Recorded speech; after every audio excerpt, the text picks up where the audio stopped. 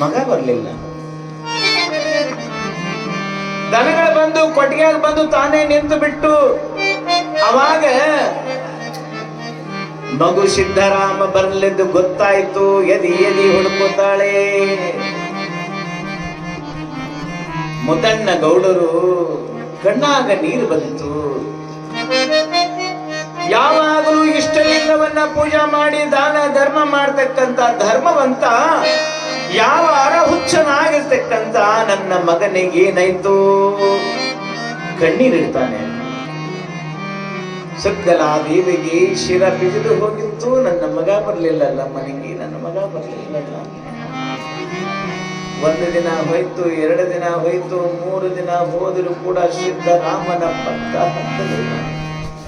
ತಾಯಿ ಸುಗ್ಗಲಾದೇವಿಗೆ ಎಷ್ಟು ತ್ರಾಸಾಗಲಿಕ್ಕಿಲ್ಲ. ಸುಗ್ಗಲಾದೇವಿ ಕಣ್ಣನ ನೀರ ಹಾಗೇ ಹೋಗ್ತಾ ಇತ್ತು. ಅಳುವ ಧ್ವನಿ ಮುಗುಲು ಮುಟ್ಟಿತ್ತು. ಮಗ ಮನೆಗೆ ಬರ್ಲಿಲ್ಲವ. ಅದೇನು ಹುಲಿ ತಿಂತ ಕರಡಿ ನುಂಗ್ತ ಏನಾಯ್ತು ನನ್ನ ಮಗನಿಗೆ? ಪ್ರಾಣ ರೀ, ನೋಡ್ರಿ ರೀ, ಹೋಗ್ರಿ. ಸುಗ್ಗಲಾದೇವಿ ರಾತ್ರಿ ಸಮಯದೊಳಗ ಮಗನನ್ನ ಹುಡುಕೊಂತ ಹೋಗ್ತಾಳೆ ಕಾಡಿನ ಮಧ್ಯದೊಳಗ. ಮುದ್ದಣ್ಣಗೌಡರು, ಬಮ್ಮಣ್ಣ, ಇಡೀ ಅವರ ಆಪ್ತ ಕುಟುಂಬವೆಲ್ಲವೂ ಕಾಡಿನ ಮಧ್ಯದೊಳಗ ಚೀತಾರೆ, ಸಿದ್ದರಾಮ ಸಿದ್ದರಾಮ, ಏ ಮಗು ಸಿದ್ದರಾಮ, ಎಲ್ಲಿದ್ದೀಯೋ? ಬಾರ ಮಗ. ಸುಗ್ಗಲಾದೇವಿ ಅಳುವುದು ನೋಡಿದರೆ ಅವರ ಚೀರಾಟ, ಒದರಾಟ. ಮಗ ಸಿದ್ದರಾಮ ನೋಡು, ಕಳೆದ ಕಳ್ಳಲ್ವ, ಕಳೆದ ಕಳ್ಳ. ಮಗ ಕಳೆದುಕೊಂಡಾಗ ತಾಯಿ ಎಷ್ಟು ಸಂಕಟ ಇಟ್ಟಿತ್ತು ಅಂದ್ರೆ, ಎಷ್ಟು ಸಂಕಟ ಅಂದ್ರೆ ತಿಳ್ಕೊಡ್ಕೇದ್ರ ಕಾಡನ್ನ ಗರ್ಜನ ಆಗ್ತಿತ್ತು. ಸಿದ್ದರಾಮ ಅಂತ ಕರೆದಾಗ ಅವಾಗ ಏನಾಗ್ತದೆ ತಿಳ್ಕೊಡ್ಕಿದ್ರೆ, ಎಲ್ಲ ಹುಡುಕಿದ್ರು ಸಿಗಲಿಲ್ಲ. ತಾಯಿ ಅಳುವುದನ್ನ, ಅವಳ ಧ್ವನಿಯನ್ನ ಕೇಳಿ ಸಾಕ್ಷಾತ್ ಶಿವನಿಗೆ ಹೋಗಿ ಕೈಲಾಸಕ್ಕೆ ಮುಟ್ತದೆ ತಾಯಿ ಚೀರುವುದನ್ನ. ಏ ಸಿದ್ದರಾಮ, ಬಾರ ಮಗ, ಎಲ್ಲಿದ್ದಿ ಅಂತ ತಿಳ್ಕೊಂಡು ಚೀರಿದಾಗ ಶಿವನಿಗೆ ಗೊತ್ತಾಯಿತು. ಎಲ್ಲರ ರಕ್ಷಕ ಪರಮೇಶ್ವರ ಪರಮಾತ್ಮ ಒಬ್ಬ ಮಾನವನ ರೂಪವನ್ನು ಧಾರಣ ಮಾಡಿ ಸುಗ್ಗವ್ವ ಹಲ್ಬುತ್ತಾ ಹಲ್ಬುತ್ತಾ ಕಾಲು ಸುಡುತ್ತಿತ್ತು, ನೆತ್ತಿ ಬೆಂಕಿ ಹತ್ತಿತ್ತು. ಉಗಾದಿ ಸಮಯ, ಬಿಸಿಲಿನ ಆರ್ಭಟ, ಬಿಸಿಲಿನ ಕೋಪ, ಮಗುವಿನ ತಾಪ, ಅಳುವ ಕಣ್ಣೀರು, ನೆಲ ಭೂಮಿ ಸುಡಿತಾ ಇತ್ತು. ತಾಯಿಗ ಅರಿವಿಲ್ಲ. ಹೇ ಸಿದ್ದರಾಮ ಸಿದ್ದರಾಮ, ಎದುರಿಗೊಬ್ಬ ಮನುಷ್ಯ ಬಂದ. ಅಮ್ಮ, ಯಾಕೆ ತಾಯಿ ನೀನ್ ಅಳಕತ್ತೀವಿ ಅಂತ ತಿಳ್ಕೊಂಡು ಕೇಳ್ತಾನೆ. ಯಾವಾಗ ಮನುಷ್ಯ ಬಂದು ಅಂತಾನೆ, ಅಮ್ಮ ತಾಯಿ ಯಾಕೆ ನೀನು ಅಳ್ತಾ ಇದ್ದಿ ತಾಯಿ? ಏನಾಗಿದೆ ನಿನಗೆ?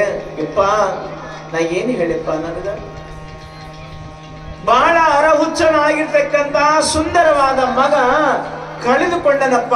3 ದಿವಸ ಇತ್ತು, ಹುಡುಕ್ತಾ ಇದ್ದೀವಿ. ಸಿದ್ದರಾಮ ಅಂತ ತಿಳ್ಕೊಂಡು ಕೇಳ್ತಾ ಇದ್ದೀನಿ, ಯಾರು ಹೇಳ್ತಾ ಇಲ್ಲ. ಮನೆಯೊಳಗೆ ಎಲ್ಲರೂ ಹುಡುಕ್ತಾ ಇದ್ದಾರೆ. ಏನ್ ಮಾಡ್ಲಿಕ್ಕಂತೆ? ಎಲ್ಲವೂ ಶಿವನಿಗೆ ಗೊತ್ತಿತ್ತು. ಮಲ್ಲ ಏನು ವಿಚಾರ ಇತ್ತಂದ್ರ, ಹಿಂಗೆಲ್ಲ ಮಾಡಿ ಸಿದ್ದರಾಮನನ್ನ ಶ್ರೀಶೈಲಕ್ಕೆ ಕರೆಸುವ ಪ್ಲಾನಿಂಗ್ ಶಿವನಿತ್ತಂತ ನೋಡಿ. ಶಿವನ ಲೀಲಾ ಎಂತದ?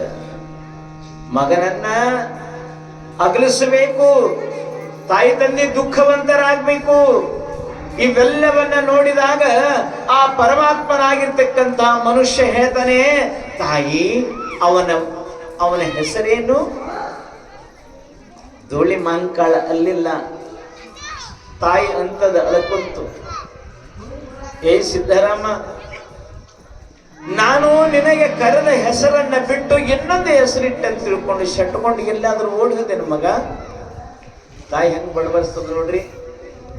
ಏ ಸಿದ್ದರಾಮ, ನಾನು ಧೂಳಿ ಮಹಂಕಾಳ ಅಂದಿಗೋಸ್ಕರವಾಗಿ ನೀನು ಸುಟ್ಟು ಬಂದು ಎಲ್ಲಾದ್ರೂ ಹೋದಿನ ಮಗ? ತಾಯಿ ಕೇಳ್ತದೆ.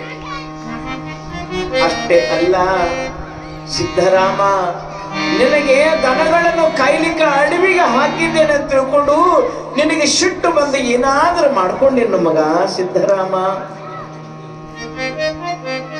ಗುರುಗಳಾದ ಜಗದ್ಗುರು ರೇವಣ ಸಿದ್ದೇಶ್ವರರು ನಿನಗೆ ಕರುಣೆಯನ್ನು ಮಾಡಿ ದೀಕ್ಷೆಯನ್ನು ಪಡೆದಿರ್ತಕ್ಕಂಥ ಪರಮಾತ್ಮನನ್ನ ನೋಡಿರೆ ನೀನು ಬಾರೋ ಸಿದ್ದರಾಮ. ತಾಯಿ ಅಳುವುದನ್ನ ಇಲ್ಲಿ ಬಹಳ ಚಂದ ಹೇಳ್ತಾನೆ ರಾಘವಂತ. ಆ ಧ್ವನಿ ಆಕಾಶಕ್ಕೆ ಮುಟ್ಟಿ ಹೋಗಿತ್ತು ತಾಯಿಯ ರೋಮಾಂಚಕ. ಕೊನೆಗೆ ಏನಾಗ್ತದೆ ತಿಳ್ಕೊಂಡಿದ್ರೆ, ಅದೇ ರೀತಿಯಾಗಿ ಯಾವ ಕಳೆದು ಹೋಗಿರ್ತಕ್ಕಂಥ ಮಗನ ಸಿಟ್ಟನ್ನ ಏನ ಮಾಡ ನೀವು ಅಂತ ತಿಳ್ಕೊಂಡು ವಿಚಾರ ಮಾಡ್ತಾಳೆ. ಕೊನೆಗೆ ಹೇಳ್ತಾನೆ, ಅಮ್ಮ ಸಿದ್ದರಾಮ ಅಲ್ವಾ? ಹೌದು. ನೋಡಲಿಕ್ಕೆ ಕೆಂಚನು, ಹೌದಪ್ಪ ಅಂತಾಳೆ. ನೀ ಎಲ್ಲಿ ನೋಡಿದೆಪ್ಪ ಅವನಿಗೆ? ತಡ್ಕೋ ತಾಯಿ, ಅವನ ನಾಮ ಹೆಸರು ಸಿದ್ದರಾಮ. ನೋಡಲಿಕ್ಕೆ ಕೆಂಚದನೆ, ಅರ ಹುಚ್ಚನಂಗದನೆ, ಕಣ್ಣು ರೆಪ್ಪೆ ಬಡಿತಾ ಇಲ್ಲ. ಅವನೇ ನನ್ನ ಮಗ, ಅವನೇ ನನ್ನ ಮಗ. ಎಲ್ಲನ ಹೇಳು. ಗಚ್ಚೆ ಹಿಡಿತಾಳೆ ತಾಯಿ ಶುದ್ಧಲ ದೇವಿ. ಪರಮಾತ್ಮ ಮನುಷ್ಯನಾಗಿ ತಾಯಿಗೆ ಅಳುವುದನ್ನ ಕಂಡು ತಾನು ಮಾನವನಾಗಿ ಬಂದು ಮಾರ್ಗವನ್ನ ತೋರಿಸ್ತಾನೆ ಮಲ್ಲಿಕಾರ್ಜುನ. ಕೊನೆಗೇನಾಗ್ತದಂದ್ರೆ, ಯವ ಅವನು ನನ್ನ ಮಗ, ಅವನೇ. ಹೌದೇನು? ಅವನ ಕಾಲುಗಳೆಲ್ಲ ಧೂಳಾಗಿತ್ತು, ಬಿಸಿಲಿನ ತಾಪ. ಅವನ ಬಾಯಿ ಒಳಗ ಮಲ್ಲಯ್ಯ ಮಲ್ಲಯ್ಯ ಮಲ್ಲಯ್ಯ ಮಲ್ಲಯ್ಯ ನಾಮ ಇತ್ತು ತಾಯಿ. ಮಾಡಿರಿ ಮಲ್ಲಯ್ಯನ ಧ್ಯಾನ ಆಗದು ಜನ್ಮ ಪಾವನ. ಮಾಡಿರಿ ಮಲ್ಲಯ್ಯನ ಧ್ಯಾನ